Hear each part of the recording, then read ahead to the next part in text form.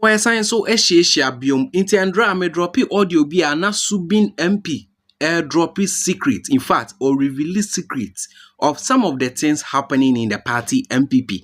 Ocheche mu finance minister Ken Oforiatta. Yes, all right. Nemom no nkrofo bi hyehye nechi eno mo running nyoma in the name of the party MPP.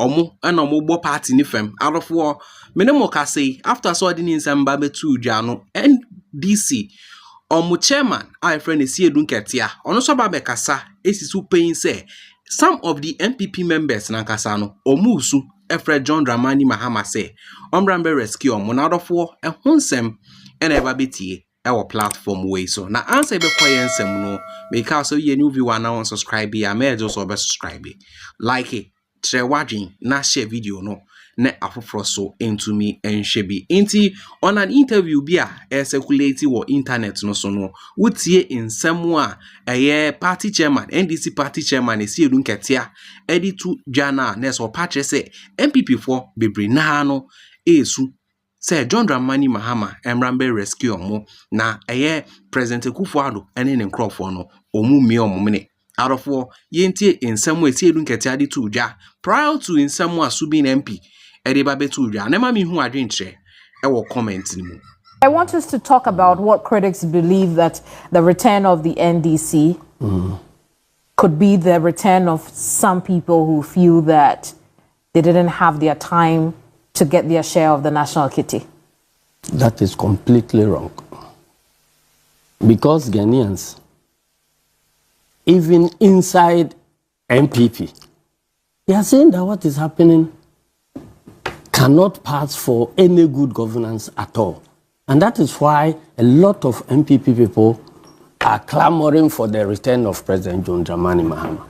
Because you see, in any democracy, there are guardrails that prevent bad people from becoming presidents.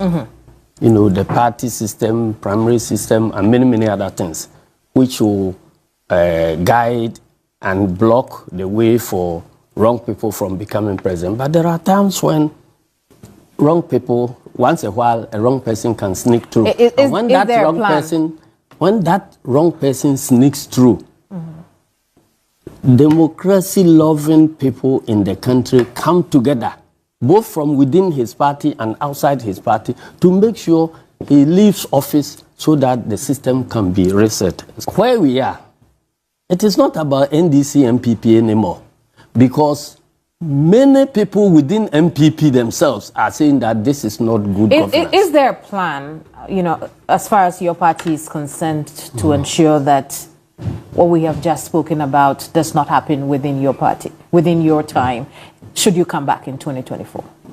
Our records are there. We always make sure we don't spend more money on running the country than the money that goes into investment. That is basic principle for running any country. If you take over any country and you put more of the resources of the country in maintaining yourselves in power than the resources that will go into investment for the future, you can only crash. And that is why we are crashing now. Are we now discounting the several accusations that were also leveled against the NDC? I'm not talking about several accusations. I'm talking about the quantum of our resources that are going into maintaining government. We're speaking in view of corrupt practices. Not just corrupt practices. Okay, what else are we talking about? Bloated government. Okay. Appointing people who are doing practically next to nothing. The NDC didn't do that. So if you put, that's why I'm saying you talk about the quantum. When you put the amount of money that should go into investment against the amount of money that maintains the government, and you see that the one that you need to maintain the government is far higher than the one that will go into investment to generate growth, you are in trouble. You can't pay your debts, and that is where we are. So, Chairman, what I'm asking is there a plan to ensure that the NDC does not do that? Is there a plan to ensure that the accusations we've had against the NDC in the past? We have never done that. And yet, people were using the media to paint a picture that that was what we were doing. During NDC time, did you hear the nation ever defaulting on its debt obligations? No. I'll flip the question to you. During NDC's time, were there accusations of corruption? I'm not talking about... Yes, there were accusations of corruption. Of course, in every government since independence, there have always been accusations of corruption. So what's the plan to ensure that the people who are coming in with you in 2024, if that is the case, do not sink their teeth in the national kitty? If they are afraid that they will be dealt with, they will be punished, and will not be treated as cronies, and though it's like your thief versus my thief. This is our thief, so protect him. That is their thief, let's punish him. You can't fight corruption. We fight corruption from within us, and then use that yardstick to fight corruption from outside. But if the fight against corruption is reduced into fighting their thief and protecting our thief, then you can't succeed. And that is what is happening currently. I see. Let's talk about... So that is what should change. If anybody is talking about fighting corruption, let the fight begin. I want us to talk about the NDCs. Protecting your proteges and then trying to look for corrupt people from your opponents. That will not.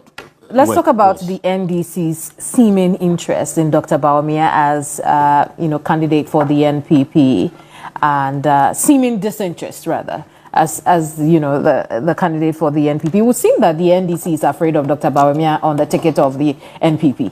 We, as a political party, have never taken any position about our preference of candidates from the NPP side, because we don't take those decisions. How do you think your candidate, former President John Dramani Mahama, measures up against the Vice President, Dr. Mahmoud Bawumia? I'm not interested in limiting President John Mahama, comparing President John Mahama with Bawumia. My position, if you care to know, our position is that whoever comes will be defeated by President Mahama. What makes you think that, regardless of who comes up, the NDC's John Dramani Mahama is a better candidate on the ballot? Because we will have a stronger program, for reviving this economy and provide hope for the youth of this country. Because we are known to have done more generational thinking than what we are seeing now. We are seeing empty sloganeering that will attract clapping momentarily, even if the following day we will have to be crying. That is not the way to run a country. So when we come, even if we are calling on the current generation to tighten their belt, we will show them that this is the reason why you are tightening your belt. It's because of the future generation. You cannot continue to live in a situation where now the future of the current the future of this country we are handing over to the younger ones. It's debt, unsustainable debt that they cannot pay. We are consuming today and pushing the burden of paying for our current consumption on the future generations. It is unfair. We are destroying the environment today and looking for resources, gold, whatever, and so on, and then pushing the mess, the environmental mess, to future generations. Right. That is also not good. And many other things. So let's begin thinking about how our country will look like in future. And when we are taking decisions today, let us be mindful about what future we are bequeathing. Despite what you have just told us, the NPP General Secretary last week on this program told us that, and I'm quoting, I can assure you that after our presidential candidate has laid down his vision for Ghanaians, any negative thought about the NPP will be revised. We have heard this before.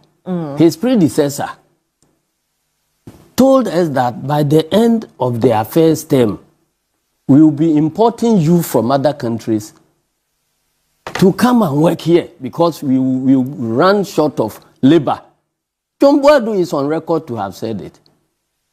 So what is new about JFK saying something like that? I want to know what the NDC envisions the 2024 elections to be. Do you expect it to be a tightly contested race? I don't engage in this type of conversation because it's a double-edged sword. If you paint a picture of an easy election, that works against you because it goes to, encourage your people to go to sleep because we have won already. On the other hand, if you paint a very bad picture too, it has a way of demoralizing some people. But what I'm saying is that we have work to do. It is not over until it is over.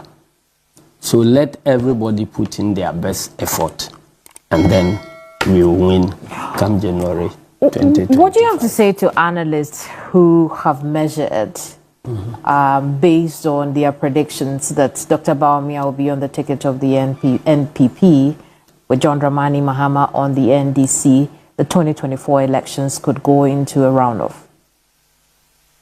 Let them continue with their predictions. I'm not one of them. I see.